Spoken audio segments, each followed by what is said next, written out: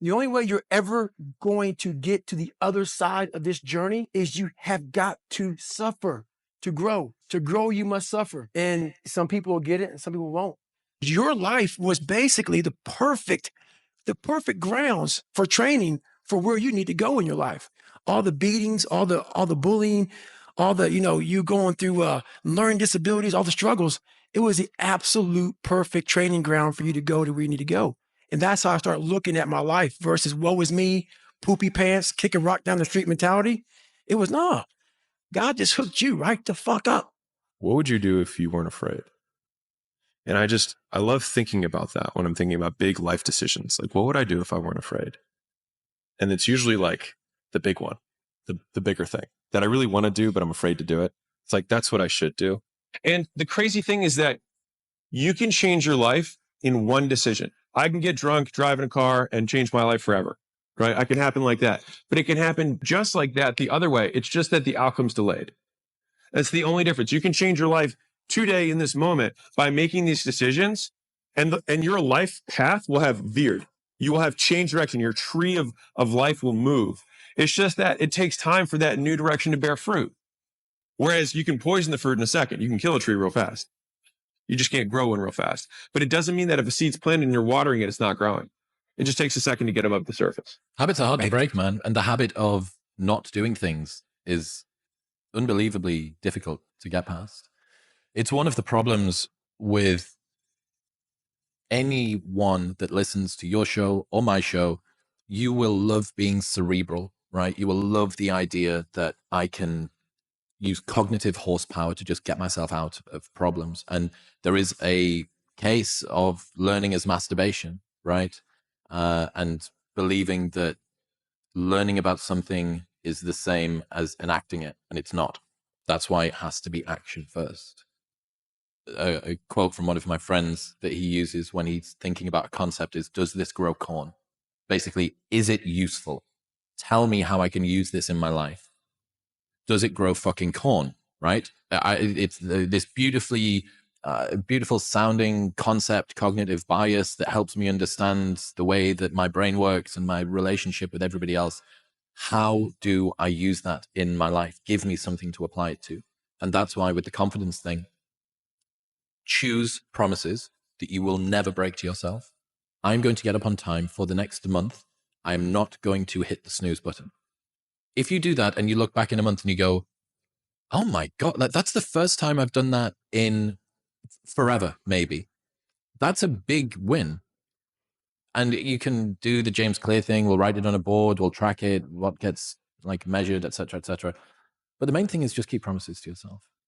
And that is a good way to go from, here is an insight I learned about, I want to do breathwork, cold plunge, go to the gym, fast until 12 midday, get up on time, sunlight in the eyes, and then whatever it is, right, that you want to do, turn it into a promise. Don't break the promise. I want to see that guy who immersed himself in fucking hell. And he thought about quitting and leaving and his wife and his kids. And why am I here? Is it worth it? All this crazy shit. And still said and found out a way to get through it. So basically, that's the bottom line of it all. We all want to read about how we can quickly get somewhere. That's why the 6-minute abs and all sort of shit is so powerful. You may get some results from it, they're not permanent. Several people live to be 100 years old and they have great lives and they have great kids. Their kids go to college and all sort of stuff. But somewhere in their life, there was a point where they had a decision to make. They can go left or right on this path. Left was the easy route. Right was the hard route. A lot of people take the easy route. And they had a good life that way, but the better life was going to the right side. And you may have 20 years of pain and suffering to get past it, but a lot of us die never truly starting our journey. If you had to create a human, what would you put them through to make them tough? It probably wouldn't be a really chill life. Yeah. What would you put them through to make them patient? You probably wouldn't give them things immediately. And so it's like, we want these traits, but each of the traits has a price tag attached to it. It's just like, do you want to pay the price tag to get the thing? And so I think if people reframe the period of life that they're going through as the price that they're paying out of their wallet, but the wallet is their time, it's the seconds of life that they're trading for it, then I think more people will be willing to make the trade. Because at least when I look at myself, like when I'm 80 something years old and I'm looking back at my life, I want to have these traits. But in order to have those traits, I know I have to go through these things. And I think for me, that's given me a lot of comfort in hard times. You have to kill your current self for your new self to have room to grow. And so it's this constant appraisal of your skills and activities and saying, which of these makes me stronger? Which of these makes it more likely for me to hit my goal? And I just want to give you that frame because that single frame of, is this person being in my life make it more likely or less likely that I hit my goal? Is this activity or this behavior that I do make it more or less likely that I hit my goal? And I consistently just ask that question over and over and over again. And that is because for me, I do love my goals more than I love my friend, because my goals will be with me long after they are. And so if you think about your relationship with your goals, and you put it on the same pedestal or higher than your relationship with your friends, you're going to lose one of the relationships. And the question is, which one is the one that's going to serve you more in the long term? You're going to lose sleep. You'll doubt whether it'll work. You'll stress to make ends meet. You won't finish your to-do list. You'll wonder whether you made the right call and have no way to know for years. This is what hard feels like, and that's okay. Everything worth doing is hard. And the more worth doing it is, the harder it is. The greater the payoff, the greater the hardship. If it's hard, good. It means no one else will do it. More for you. Right. And it's not just me that's got better. The world is undeniably a better place because of the sort of person that I've become. I'm a better friend. I'm a better son. I'm a better boss. I'm a better partner. I've had the fortune of reaching tens of millions of people on this podcast, and I've given TEDx talks, and I've improved the texture of my own daily existence because of the process that your work triggered. You do not know the depth of impact that your work has had. And if the option had been there, I, and probably a lot of other people, would have happily taken on our share of your suffering over the last year if it would have somehow helped as a thank you for how you've helped us.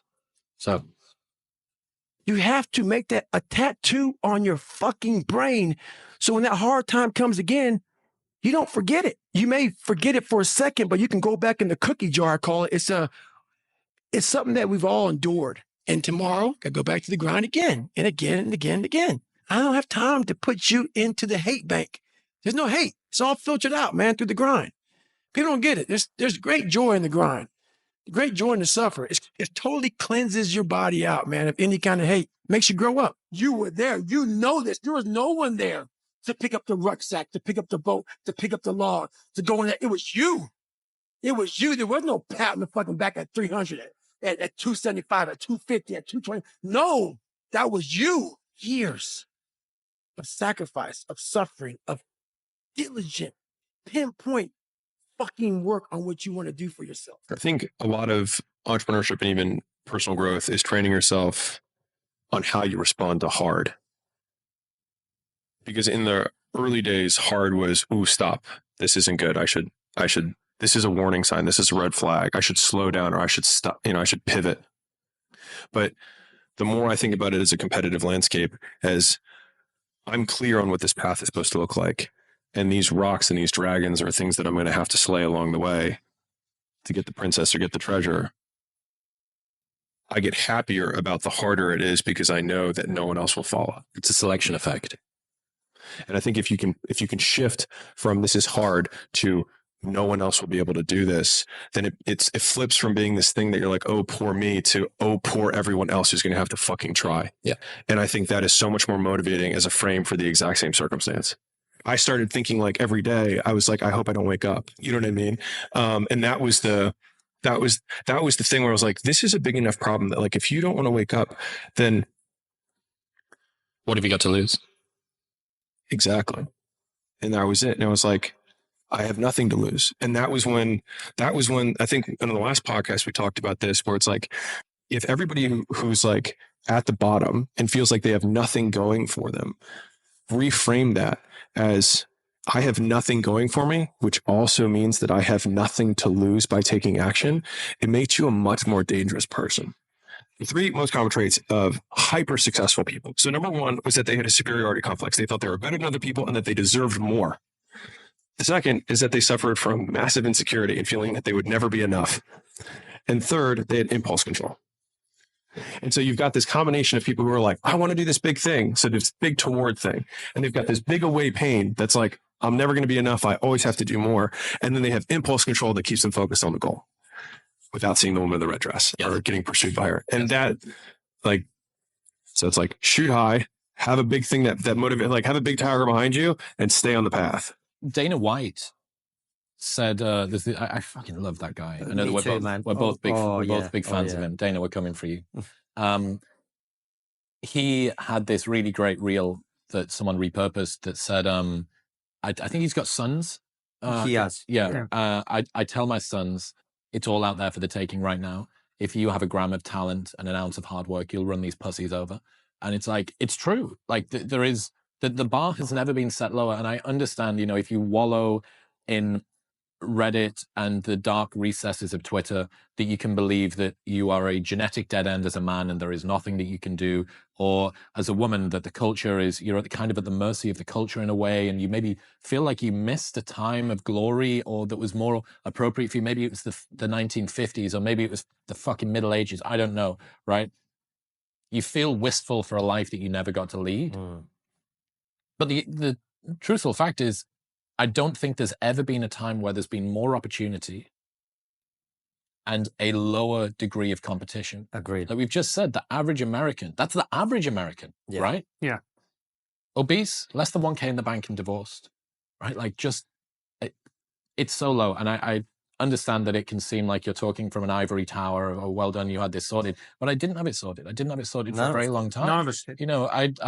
I had days where getting 1 foot out of my bed onto the floor was a task so great that I couldn't do it, right? That I just couldn't bear to open the curtains. I couldn't bear to speak to anybody. And ostensibly outside, I had the entire life sorted. Okay, so what does that tell you? It tells you that material conditions don't actually always determine your internal state. So don't presume that the things that you're chasing for are actually going to fix whatever your internal problem is. And also don't use your external state as an excuse for the way that your internal feelings are. That's not to say that you can't get to a state of destitution where it's pretty much impossible to be happy. Yeah. But so whenever shit gets nasty, David Goggins goes, "You had nobody anyway, motherfucker." So see how I'm talking myself right now? That's me. That shit fires me the fuck up. That shit makes me fucking nuts. You had nobody anyway, motherfucker. Look around you. There was no fucking team. It was you. There was no weight loss program or mom and dad waking you up saying you can do it, you can be better, trying to build belief. You built belief when you had nothing. The truth in front of you is it sucks. It's painful. It's fucking mind-numbing. And that is the truth. If you want to be great, want to be the baddest motherfucker ever at what you do, you're going to be misunderstood by everybody because you're going to be so fucking obsessed and so driven to get there. That's what it takes. That's the truth. It takes every second of your fucking life. Anybody says balance? Yeah, balance is important for a lot of fucking people. It is. But if you want to fucking go to that edge where people do not like you, don't understand you, question everything you fucking do, you've arrived. When you are misunderstood to the point where fucking people think you're psycho and you're nuts and you're this and that, why are you in the fucking gym at 1 o'clock in the fucking morning? You just got to doing an op for fucking 13, 14 hours at the ranger school, man, at the gym. What's wrong? You will never understand what is wrong with me. And that's why I'm so fucking glad you don't, because I'm in the right fucking spot. When people don't understand you anymore, you're in that spot of obsession and drive. Where people are like, what the fuck is wrong with this guy? I don't want to talk to you, man, because you're not going to get it. You're not going to get it. At 43, I'm still putting 100 miles a week. Still doing thousands of pull-ups. Thousands of push-ups. Because I'm not allowing myself to become civil. You lose that fucking fight. You lose that. Why the fuck am I doing this shit? I'm good. You ain't good, man. You ain't never fucking arrived. And that's just my mentality. You may have more, but you never fucking arrive. You want to be uncommon amongst uncommon people. Period. If you're, like for me, what got me in trouble with the Navy SEALs is I wanted to be one so bad. So bad. I fought my ass off. And I saw them as uncommon people. Very uncommon. But once you become a Navy SEAL, you're all Navy SEALs. So guess what happens? You're fucking common again. I wanted to be uncommon amongst uncommon people. I'm able to just extract dopamine, the good dopamine whenever I want. Man, I've trained 99% of my life alone. No one pat me on the back. I did all of the work alone. And while I'm still hard on myself, I know what I did. So whenever times get bad, people, all this, who's gonna carry the bullshit? That's real. I hate that people know me for that guy because that guy is not every fucking day. Like when they see me, they want that energy. That's not me every day. I can extract it immediately when I need to because when you train alone, and I lived alone for so many years in this misery, and you're able to get out by yourself, I can take myself to such a level of real passion and purpose. And like the feeling I get is something I can't even explain by myself. I don't need anyone. That's why people come to me to motivate them. No one can motivate me. Basically, I made a decision about 23 years ago that I was a loser. I called myself a born loser. I don't feel that way now, but that's how I felt a long time ago. And I made a decision to go all the way in. And a lot of us have this mindset of balanced. It's important. We all have family. A lot of us have kids. A lot of us have wives, husbands, moms, dads, brothers, sisters, all that shit. But if you want to be part of that 1%, which I know all of you want to be, I'm sorry to say, you got to throw that balance shit in the wind. The only way you can do it is if you go all the way in and talk to your family and say, I'll be home, but not today. So the thing about it is the unbalanced mind allows you to do everything at a level that most can't even fathom. They look at you, they see you grinding and grinding and grinding and grinding. And while they are at this mediocre level, you slowly rise and rise and rise. I call it front loading. If a lot of you right now want to be the best, you front load your life. So then that family that you were unbalanced with, you bring them on board when you're 40, 50, and 60 and say, okay, now I'm home forever because I'm making a shit ton of money or whatever the hell you're trying to do. So it's all about that mindset of how hard you want to go. And a lot of people come up here and talk to you about a lot of bullshit. And they go home and they write shit to motivate you.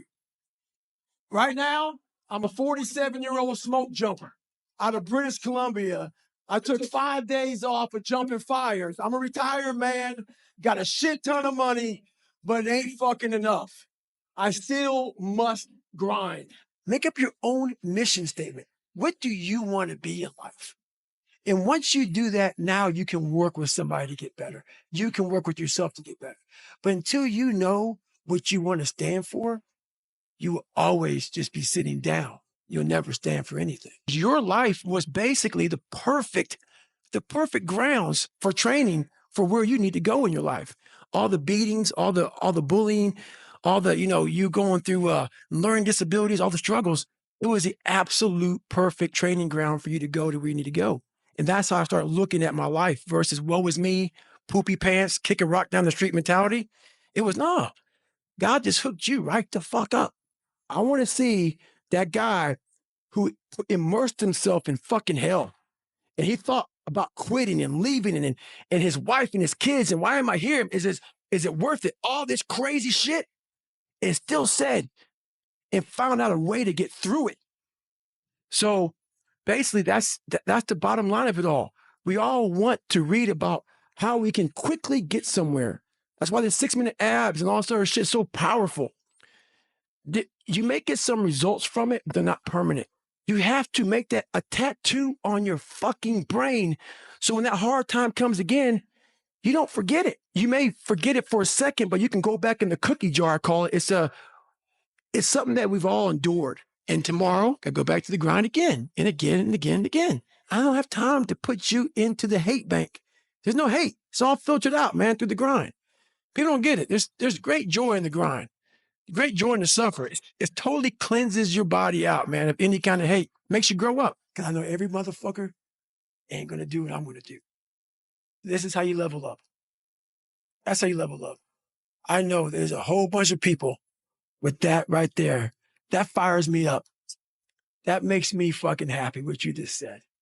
That brings joy to my life right there. Why? Because I know there's so many people that have the ability and just refuse to get off that couch. Refuse to study a few more hours. Refuse to go deeper, to go further. And that's where I gain the advantage. It's so easy to be great nowadays, my friend, because most people are weak. Most people don't want to go to that extra mile. Most people don't want to find that extra because it sucks. It's miserable. It's lonely. I became obsessed. I became obsessed with being the baddest motherfucker that God ever created. Am I that? I don't care. I believe it. And I was trying to tell him, once you become obsessed with something, obsessed, it's okay to be unbalanced for a while. It's okay. Don't be all this stuff people say, you got to be balanced. To be the best in the world at what you do. It's not about being a Navy SEAL, people. The best at what you do, you have to be unbalanced to find every bit of fucking energy and strength that you have to pull it off. I think a hopeful message that anyone think about who's in that hard period or in that start period is that it won't get harder. Like, this is the hardest part.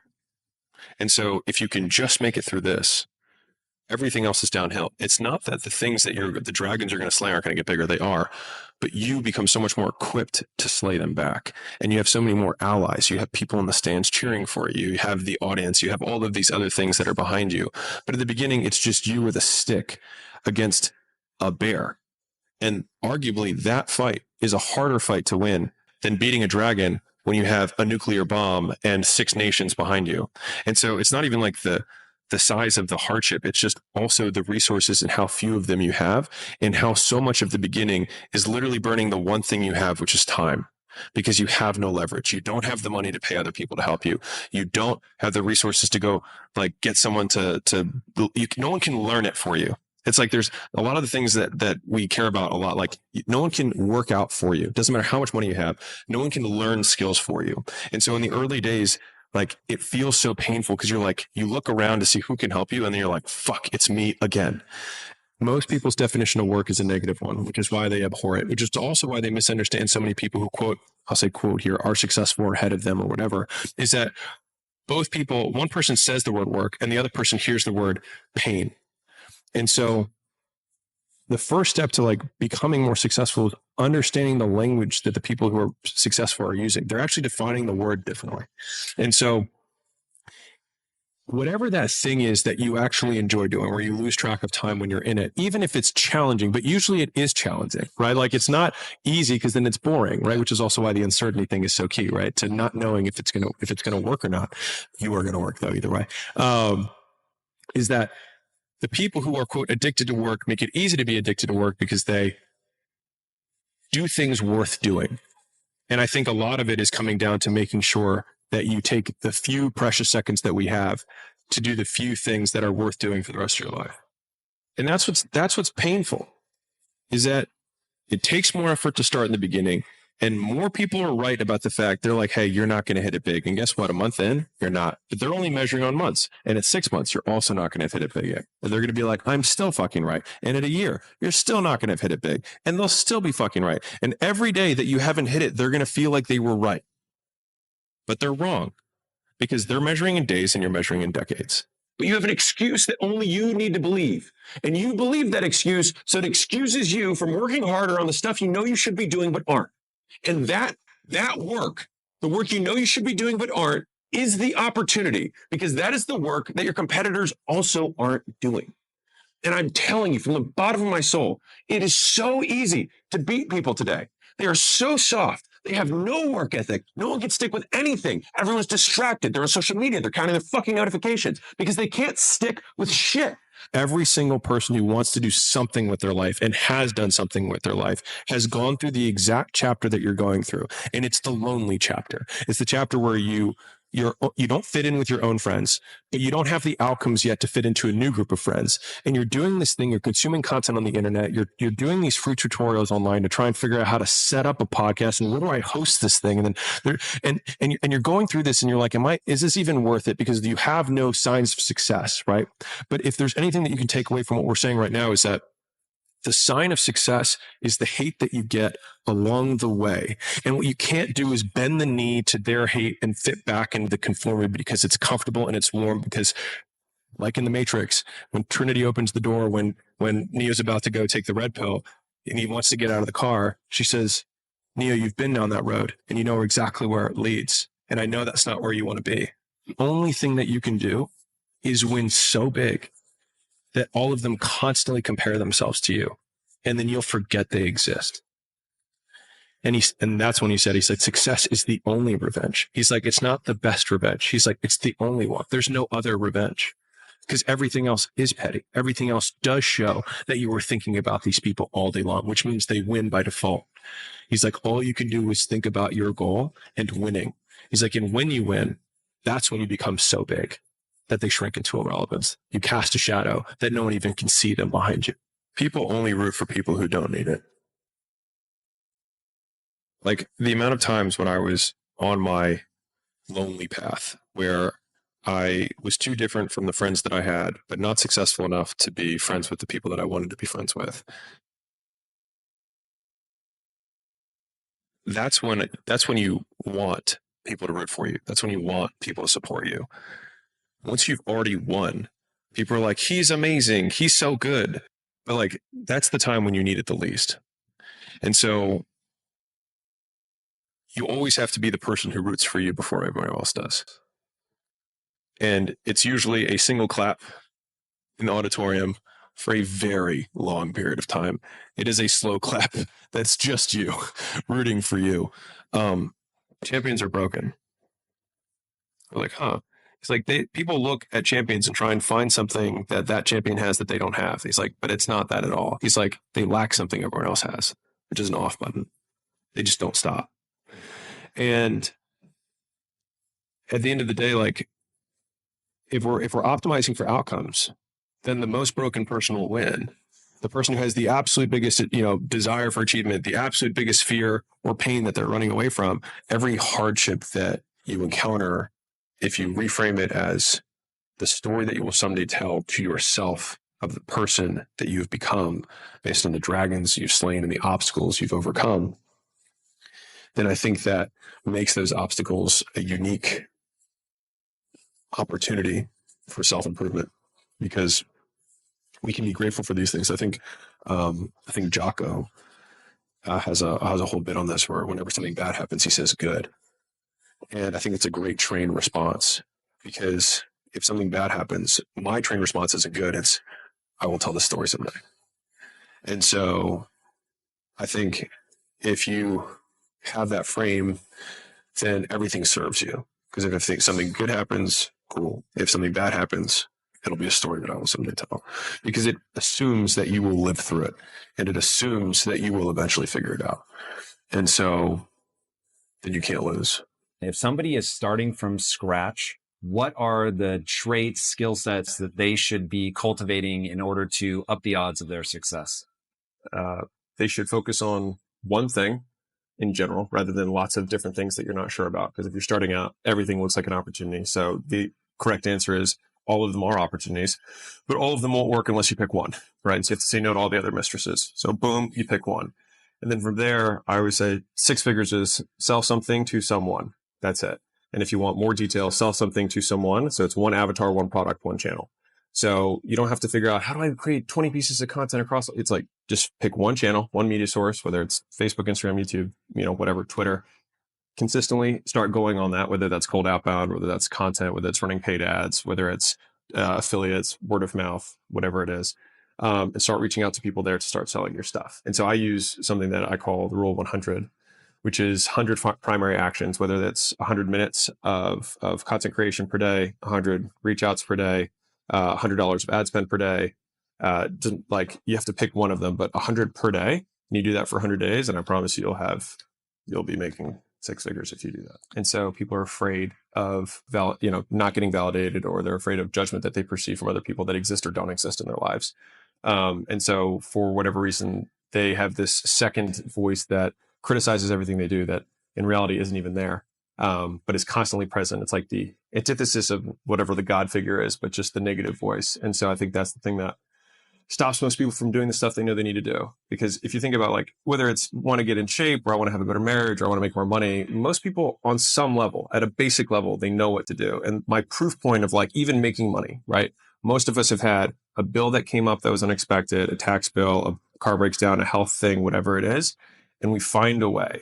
And so when it's for someone else, people are use the actual resourcefulness that they have to make the money, but for whatever reason, they won't use that same resourcefulness to make it for themselves. And so I think that most people know if they want to work out, to get in shape or to lose weight, whatever, they know they need to eat fewer donuts and move more in general, but they don't, right? Because they're afraid of getting started, or they don't have the discipline to keep going, which is they can't make the short-term sacrifice for the long-term achievement. So big picture, it's like there's usually some fear that's preventing from doing it. And then how it looks from a behavioral standpoint is they do not make the short-term sacrifice of discomfort for the long-term achievement, independent of whatever path they're talking. So every time you watch or you consume a piece of content, you read a book, if you think, what behavior am I going to change as a result of this? If the answer is nothing, you wasted your time and you pretended to be learning, but you were really entertaining yourself. And so that frame has been incredibly helpful for me to speed up how quickly I take action, because I don't want to be a dodo bird. So that's two different ones, learning and intelligence. One that I've been thinking a lot about with Dr. K and I, we go back and forth, is motivation. So I'll tell you a story and then I'll bring it around. So I was at an event and a young lady said, "Alex, can you just give me 60 seconds of motivation?" And of course it's like, dance monkey dance. And so I took a deep breath and I was like, define motivation. And she just like melted. She had no idea. Right. I was like, so you want me to answer a question or make a statement about something that you can't even define. And so how would you have any idea of whether or not I actually did it? And so then I probably gave her the answer which was, let me define motivation for you. So motivation is the equal opposite of deprivation. So we are most motivated when we are deprived of something. I'm most motivated to sleep when I'm sleep deprived. I'm most motivated to eat when I'm deprived of food. I'm most motivated to have sex when I haven't had sex in a while. Now, that logic carries for physiological needs.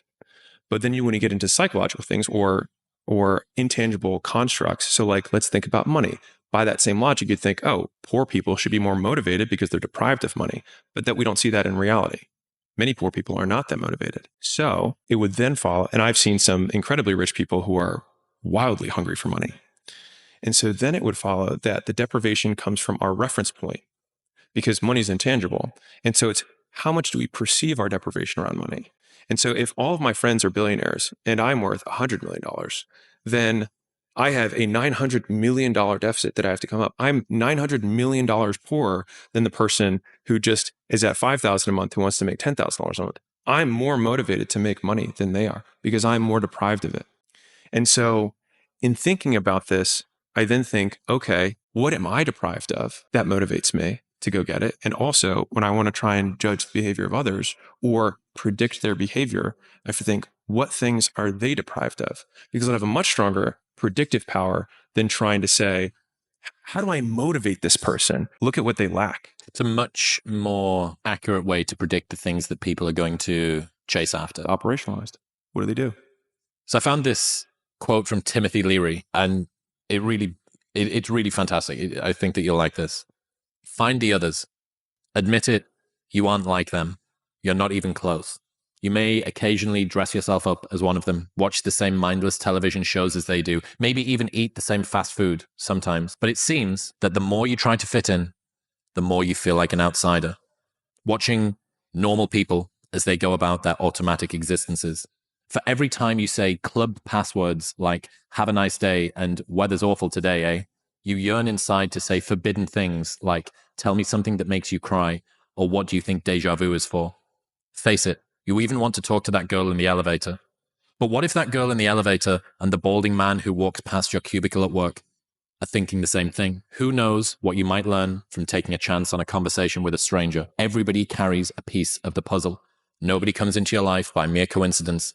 Trust your instincts, do the unexpected, find the others. There's many matrix undertones here. And I think we might have covered this on a past podcast, but the idea that many people want to be exceptional, but they're afraid of being an exception, I think is such a It's wanting an outcome without the requirement that the outcome has. And so we can't do the same thing that everyone else approves of and then somehow get a different outcome that everyone else does. And so I think that's why high agency for me is something that I look for in other people, which is, asking someone, why do you believe what you believe?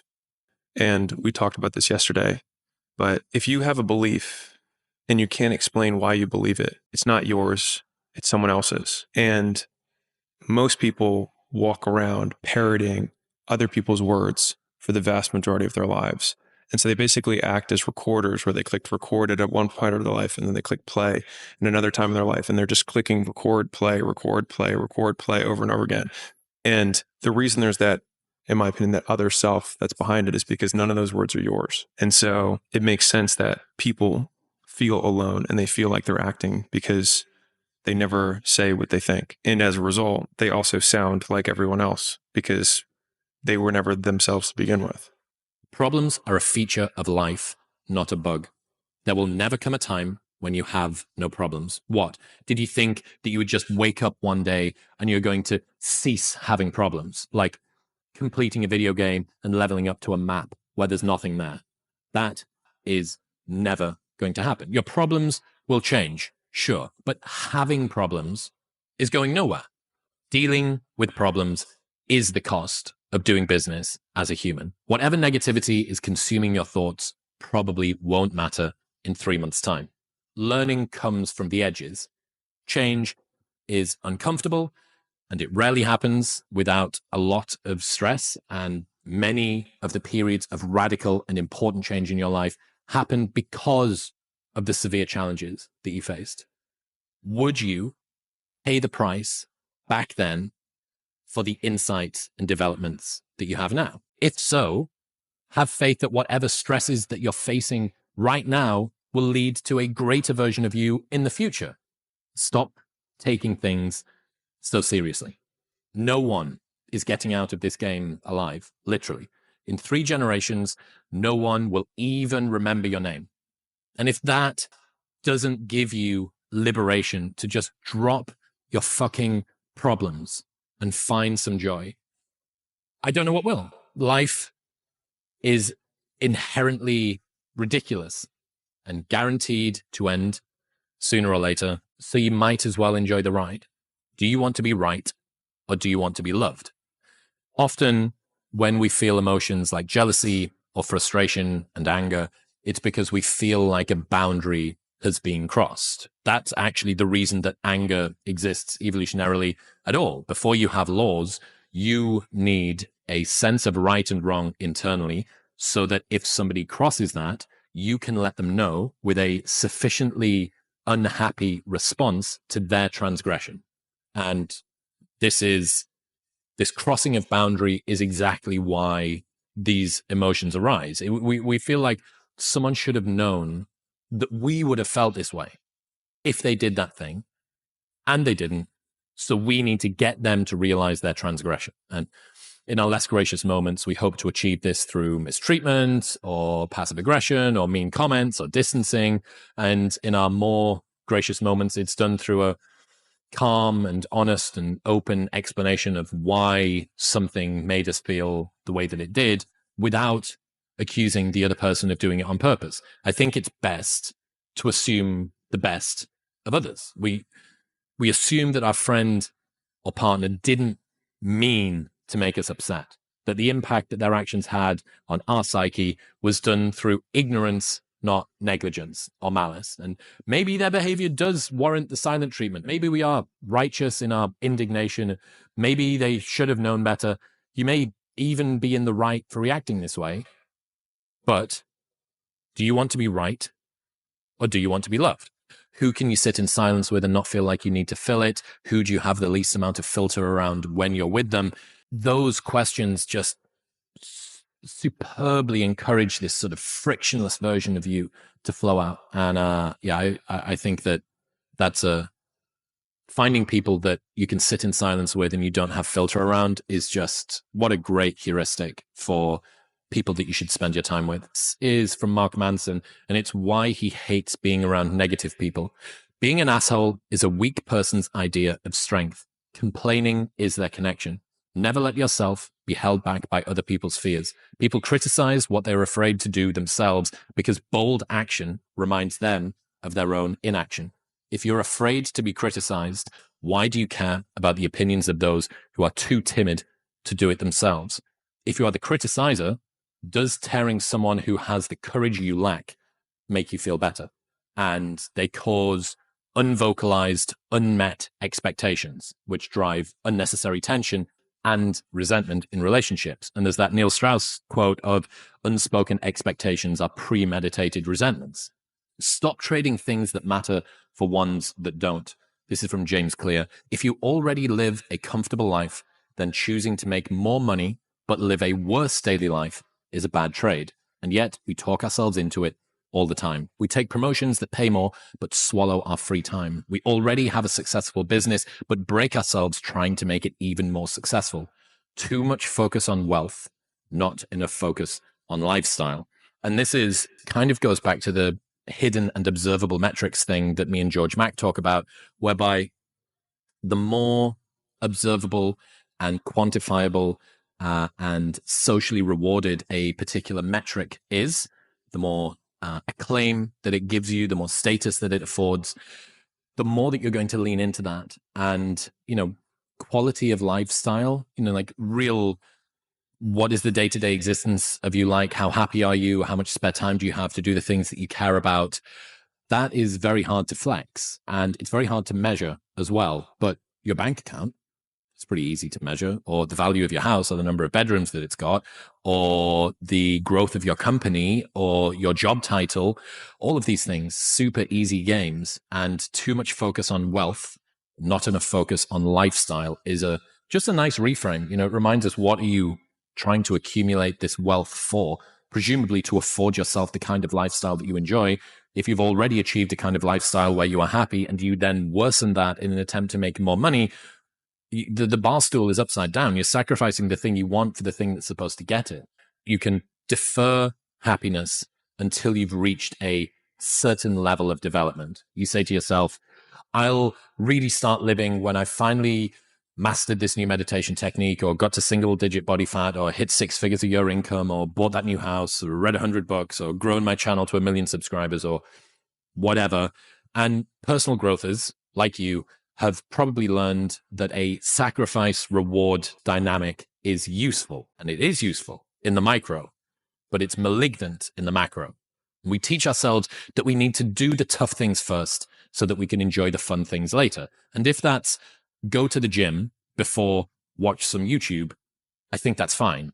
But if it's complete an arbitrary amount of life improving before actually feel like we can let ourselves enjoy life, it's not fine. And the perennially difficult balance of the personal growther is between being and becoming. It's between feeling enough and wanting to be better, between a desire for more and a satisfaction for what you already have. And the goal really should just be to come out of the shadows.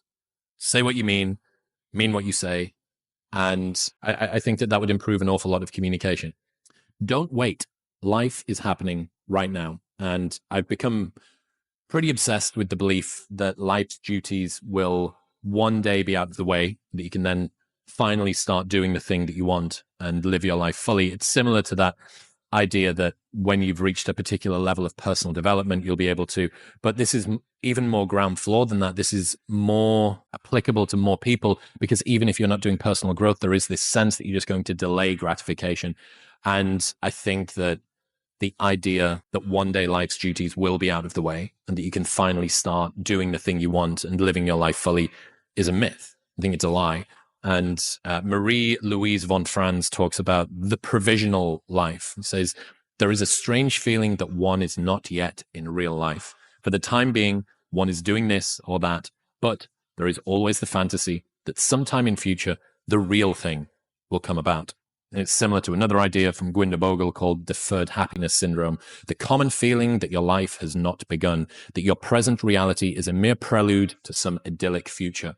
This idyll is a mirage that will fade as you approach, revealing that the prelude you rush through was in fact the one to your death. Shadow sentences. So imagine that you've been dating someone and they haven't seen you for a week, and you ask what they're doing tonight, and they tell you that they're hanging out with some of their friends. What you want to say is, I really would like to see you soon, and it makes me worried when you spend time with your friends but not with me, and that it's because you don't actually want to be with me. But what you say instead is, oh, must be a very important night to see your friends again this week, is it? Glad that you've got so much spare time to catch up with them. Or you're out for dinner and your partner is on their phone a lot. What you want to say is, hey, I'd love to speak, and I know that you're busy, but it makes me feel really good when you focus on me during dinner. Can your phone stuff wait until later? But what you actually say is, that's a very important message to be taking at this time. It's got to be really urgent for you to be answering it over dinner. Or another way to think about this is in terms of literal language or implied language. So people speaking directly are literal speakers. People using shadow sentences are implied speakers. So let's say that a friend comes around to your house to catch up. They would like something to eat. An implied speaker using shadow sentences would say, man, I should have eaten more today, hoping that you pick up on the cue and offer food. A literal speaker would say, hey man, sorry to ask, but I didn't have time to eat before I arrived. Have you got something that I can snack on, and I'll get you next time? So shadow sentences are not stating what you want or need, but instead saying a thing that you hope will cause the other person to realize what you want or need, and then getting upset if they don't. So you kind of gesture in the direction of the thing that you want without asking for it directly. And I think it prevents you from having to be open and vulnerable when it feels like someone else has done something slightly wrong. It protects you from rejection by not actually asking for anything. It's the ultimate expression of, if you love me, you know what was wrong. So shadow sentences are essentially speaking in code, hoping to be understood. How would you categorize what is happening with modern mental health? Oh gosh, we're making it worse with too much treatment, too much diagnosis, and way too much psych meds, and convincing people who are otherwise well that they are unwell, that they have a mental health problem. We are introducing new symptoms and making existing symptoms worse. Okay. So normal sadness becomes depression. Normal worry becomes anxiety. No young people even use the word worry anymore. It's all, or nervous. It's all, I have anxiety. And they think of anxiety as something they have and therefore have to be treated out of. You could say, well, things are tough, but it's a question of what we're talking about. Okay.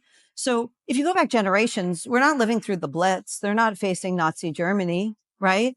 They're not living through World War, Great Depression, things that, traditionally would expect to encourage a great deal of anxiety in kids. But there are environmental contaminants, right? And there are things that naturally make us unhappier, like isolation from friends, like no touching, online porn, all these things that are so unhealthy. But here's the thing to know, that if you have an unhealthy life, if you're out getting drunk, partying every day, but every night, but not making real connections in the world. Okay. If you spend all your time online with online porn and online friends and you're unhappy, if you go and delete that signal, you don't have bad mental health that you're unhappy. That's good mental health. It's a natural signal of the body saying, stop. We have to fix something about this life. You don't want to delete that signal. But if you're in a high pressure job and you're feeling anxious, and you delete that signal, that's not a mental health problem. That's your mental health operating correctly. Just like if you lost a loved one and you felt really sad. Gosh, that's a mentally healthy response.